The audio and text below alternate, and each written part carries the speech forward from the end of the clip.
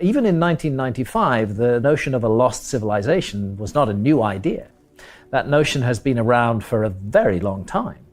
We can take that notion actually back thousands and thousands of years. The most famous example is Plato, the Greek philosopher Plato, who gave us the story of Atlantis. From Plato comes the story of Atlantis, a great advanced civilization which had navigating and seafaring skills, which could explore the world, which built gigantic buildings, which had advanced knowledge in every area, which was prosperous and powerful. But then Plato says that corruption crept into this society, that it became cruel and avaricious, it became greedy, it began to impose its power around the world.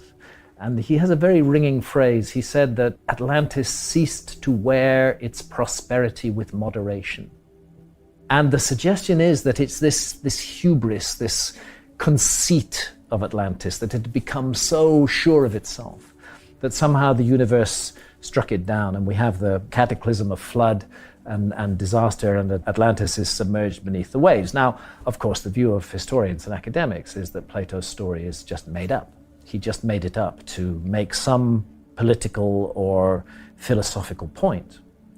But this cannot be so. That view can't be right. I was very suspicious of that view the first time I heard it from a mainstream historian. Why are they saying that Plato made this up? Plato repeatedly states that it is a true story. And as we look into it further, we find something else, that Plato puts a date on the destruction of Atlantis. He says Atlantis was submerged beneath the waves in a huge global cataclysm 9,000 years before the time of Solon. We know Solon, we know who he was. Solon was a famous Greek lawmaker. He was an ancestor of Plato, as a matter of fact, about 200 years before Plato. And around 600 BC, Solon, the great Greek lawmaker, made a visit to Egypt. And in Egypt, the priests at a temple of Sais in the Delta told him the story of Atlantis, and they said that it was written on the walls of the temple. And he said, when did this happen? When was this great civilization destroyed? And they said 9,000 years ago, and that was in 600 BC. So that's 9,600 BC in our calendar. That's 11,600 years ago. Plato is telling us a great civilization was destroyed in a global cataclysm of flood 11,600 years ago. He's laughed at by all academics and historians. But then geology comes along, and lo and behold, what do we find? 11,600 years ago is a truly cataclysmic episode in geological history. It's called Meltwater Pulse 1b. We have a massive rise in sea level as the ice sheets on North America and Northern Europe just crumble and collapse into the ocean. If Plato made the whole thing up, he was just astonishingly on the money with the latest geology. And I think that we really have to reconsider our attitudes to these stories that have come down to us from the past. Academics have been too quick to dismiss them, too quick to say, oh, we've figured the whole story out, there's no mystery there. Maybe there's a huge mystery there. Maybe we should listen to these clues and hints from the past that speak of a great civilization.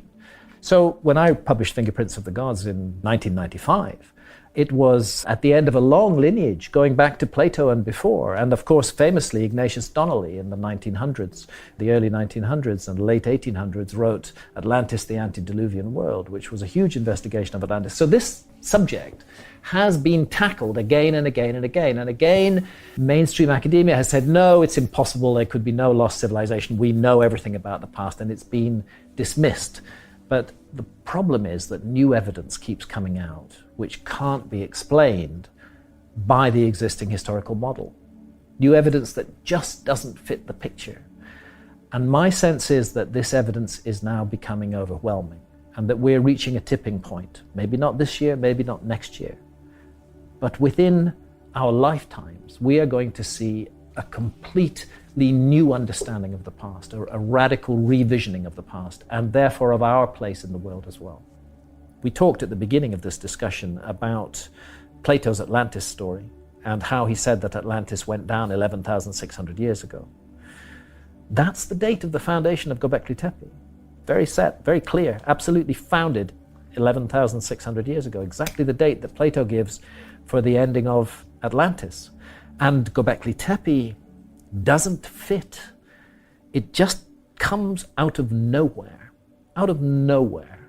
We understand a site like Stonehenge. Makes perfect sense. About 4,500 years old, Stonehenge.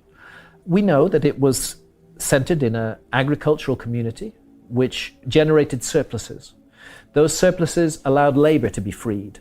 You could fund people to become astronomers or architects or engineers. They didn't need to be producing all the time. So we can understand the social and economic context in which a huge megalithic site like Stonehenge emerged. Go to Göbekli Tepe, you're 7,000 years earlier. The entire area prior to the appearance of Göbekli Tepe is inhabited only by hunter-gatherers. There's no agriculture whatsoever. They haven't built anything ever.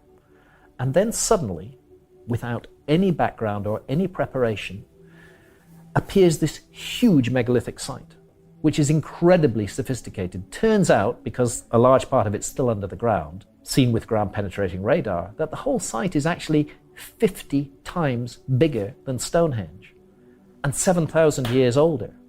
So how do we account for this? Did a group of hunter-gatherers in Turkey wake up one morning, magically inspired, that they suddenly knew how to cut and quarry stone, move blocks weighing in some cases up to 50 tons, create gigantic stone circles in an area with no water, involving bringing a labor force and organizing that labor force and feeding and watering them, to create the world's first perfectly north-south aligned building, which involves accurate astronomy, to do all of that, and at the same time to invent agriculture. Because at the same moment that Göbekli Tepe pops up, suddenly agriculture appears in that same region of Turkey. It's obvious to me that that wasn't a group of hunter-gatherers who woke up one morning suddenly equipped with the skills. What we're looking at is a transfer of technology. This was the survivors of a lost civilization. They already knew how to create megaliths. They already knew how to do agriculture. They settled amongst a hunter-gatherer people who they may have reached out to before. They settled amongst them and they created this project. And this project was to restart their civilization. It didn't quite work, but they got somewhere. They created this huge site. They invented agriculture. We are all the descendants of that. All of the agriculture in the world today began around Göbekli Tepe 11,600 years ago. First of all, it's important to understand that the earth changes that took place between 12,800 and 11,600 years ago were utterly cataclysmic, beyond all imagining. The science is now in, it's very clear. We had an interaction with the fragments of a very large comet, a giant comet, which originally may have been as much as 100 miles in diameter. It was drawn into the inner solar system about 20,000 years ago. These things come from very far away. They come from a place called the Oort cloud, which is almost light year away. It's so far away. It's so far away. A huge sphere of trillions of comets in the very outer solar system. But disturbances, gravitational disturbances, can send comets out of those safe orbits, winging in towards the inner solar system. It happens from time to time. And the evidence now is that we got one of those, a big one, about 100 miles in diameter, about 20,000 years ago. It entered an orbit that crosses the orbit of the Earth. And for the next 8,000 years, nothing bad happened. They missed each other. But 12,800 years ago, at least 8 pieces of this large comet, some of them up to a mile in diameter, hit the Earth. 50 million square kilometers of the Earth's surface was devastated by this comet impact. Sea levels rose rapidly, and the Earth's climate plunged into a dreadful deep freeze that lasted 1,200 years. This event was of a scale, of a magnitude, that is quite capable of having wiped out almost all traces of a former civilization. And that's why I think again about what Plato had to say, and I think also about our civilization, because we feel that we've got it all sorted out. We are very proud of our technology, and it is a stunning technology. There's no doubt about it. We're very proud of it.